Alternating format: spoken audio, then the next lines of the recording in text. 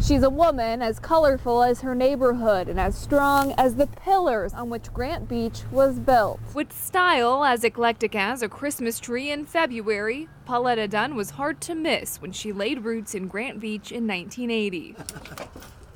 And when I moved into this neighborhood 38 years ago, it was on the decline big time. They say the best investments to make are in children. Well, if that's true, Grant Beach can thank Dunn for her hefty contribution. And when you get 9 kids through the school, they remember who you are for no other reason than you had 9 kids. And they range from 24 to my oldest would have turned 42 this year. And those are just her biological kids. I've had foster children in like kinship foster care, but for years I did in child care. After all, the neighborhood needed a little youth. If you're familiar with neighborhood associations, if you ever walk into a meeting, it's like the old people class in church. Like any mother, when something needed fixing, Dunn fixed it. She started up a sports league right here in the neighborhood. To keep it self-sustaining, there is a small price for concessions, but even that won't break the bank. People come up and they'll say, so I need popcorn. Okay, that's $0.25. And they say,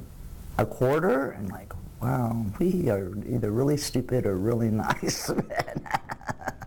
But we did the math. We're still making money. And when the neighborhood needed cleaning, you guessed it, Dunn got it done. And we do the neighborhood cleanups, of course. We started those before there was ever city money for that. I remember when Brendan Griesmer called me and says, Pauletta, cleanups are in the city budget. And I said, what? And he goes, you are now a line item in the city budget. And I'm like, oh my God. Now she maintains Hovey House, a place for after-school tutoring and $1 piano lessons. While names aren't mentioned, Dunn admits she's had her favorites. There's this group of kids that it's always the ones that are in trouble, but they're not really in trouble.